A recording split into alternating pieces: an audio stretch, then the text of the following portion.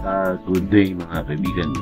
May bago po tayong update ngayon tungkol po sa ating vlog. Ito po ay tungkol sa ating flight 5G 495 Cebu Pacific bound to Davao City. As of na mga kaibigan ay nasa loob na po tayo ng aeroplano at pababa na po yung aeroplano.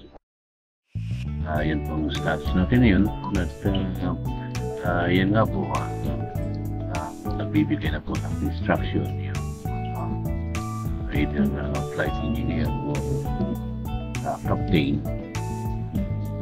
Tayo na po ay mag-ready na po ay sindin mo po yung ating sasakyan aeroplano Cebu Pacific to Davao City, Davao International Airport. So yan po mga kaibigan ating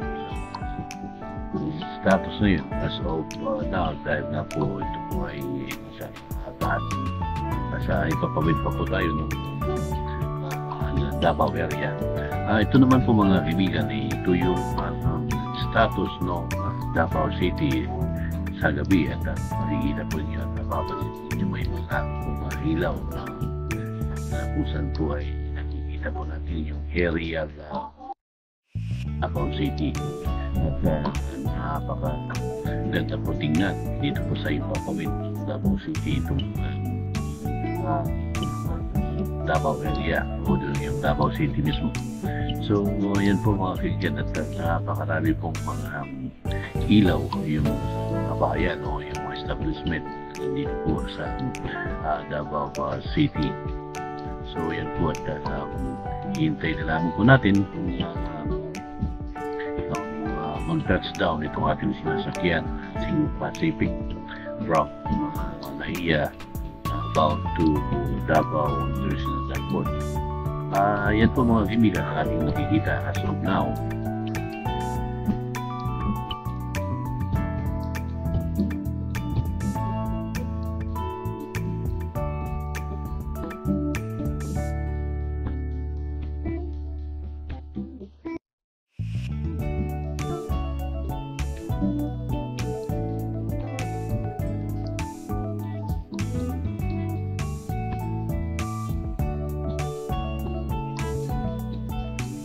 Nandito pa rin tayo sa ipapawid ng Davao area o dito sa Davao City area na kung saan po ay yung ating aeroplano ay nagpe-prepare na po mag-touchdown.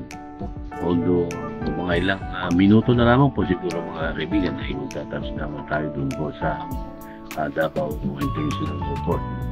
Dito siguro ang part na ito po yung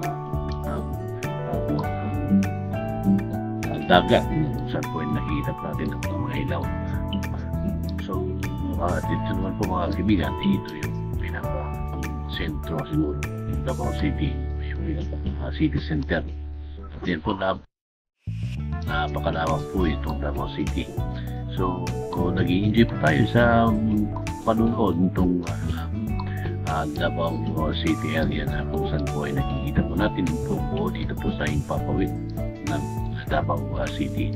So yan po mga kaibigan at ito po yung masabi ko napakaganda po lugar itong Davao City dahil sa araw makikita po ninyo dami po kayo pupuntahan, marami po mga tourist spot o tourist destination dito po sa area ng Davao City na kung saan po ay napakalawak po ito at napakalinis.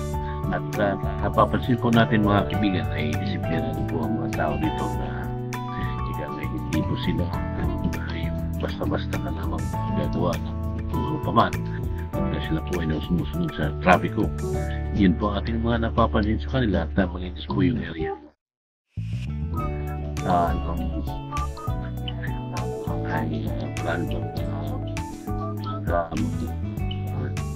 Sweeper o yung mga nagtagalinis dito po sa lugar.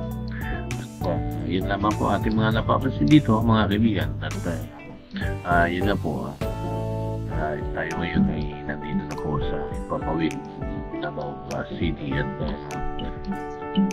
hinihintay na lamang po natin yung mag-touchdown ng ating sasakyan aeroplano at dito po ay yung Cebu Pacific flight 5G495 kung saan po ay tayo mag-touchdown. Okay lang segundo lamang po ito.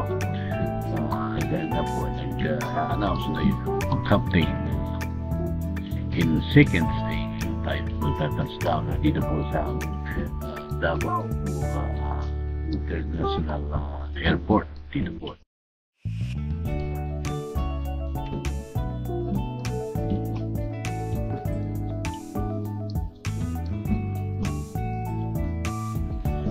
Yan po mga kaibigan, at in seconds ay magta-touchdown po yung ating aeroplano dito po sa Davao International Airport.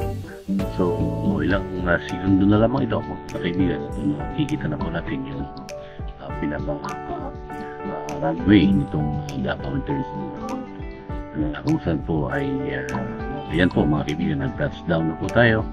At yan po ay very smooth naman po ang ating pag-landing dito po sa runway ng Davao International Airport. So, yan po mga kaibigan, nakikita po natin ay yan po yung Davao International Airport. Kung saan po ay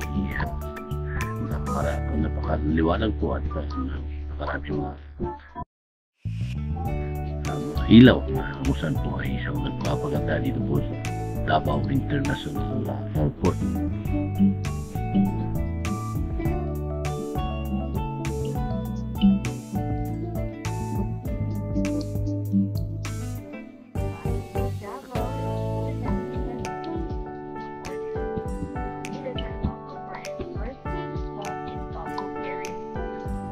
So, yan po mga kaibigan, at nandito na po tayo dito po sa Davao International Airport, na kung saan po nakikita na po natin yung ibang mga aeroplano ng Cebu Pacific na dito po, at siguro ay yan ay sunod ng oras ay yan po ay pupunta na sa destination. So, yan po mga kaibigan, at gaya na nasabi ko kanina, napakaliwanag po nitong airport na makikita po ninyo yung ilaw na kung saan po ay siyang nagpapaliwanag po dito sa kabuuan airport na yan. So yan po mga kaibigan, and welcome to Davao City, at ito po ating i-explore sa ating pagbakasyon sa Davao City, at ikutin po natin to kung naman po ang ating makikita ay may may vlog po para po sa kalaman ng ating mga kaibigan.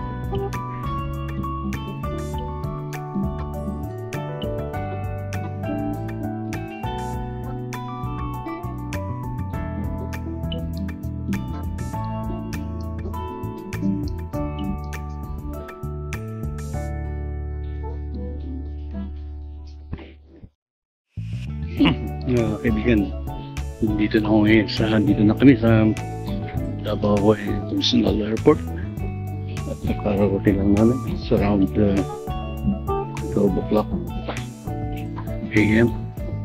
So ito po ang loob ngayon, ito walang kami tayong makikita. At yung sinakyan po namin yung Cebu Pacific.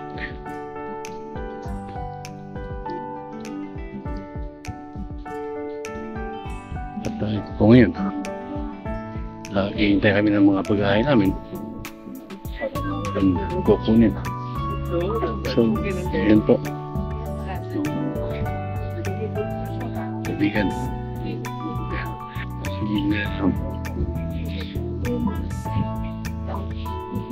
ito hindi lamang ang tao.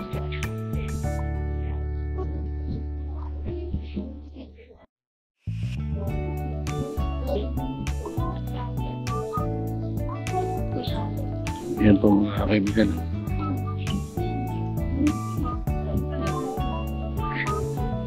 Biyahe dito sa Davao International Airport, dito po sa Davao City. Dito ngayon, naghihintay na pala ng mga bagay.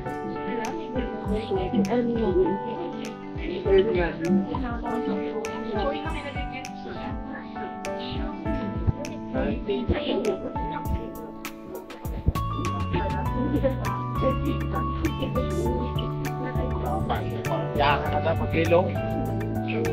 dito po yung aming hihintayin ng bagahe.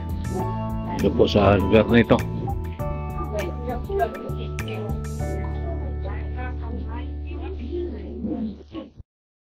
Sayro ngayon. Kaya sabi ko, naghihintay. Hintay ng mga bagahe.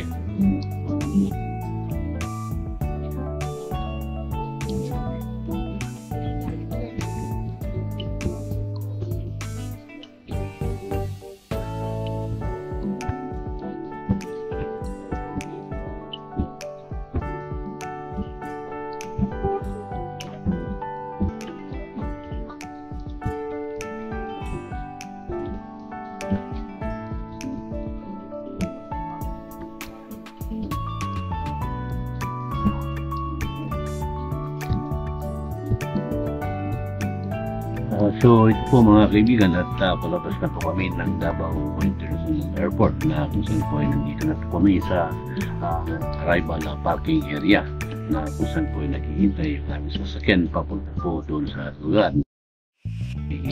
Ang nanatili temporary doon po sa Davao City.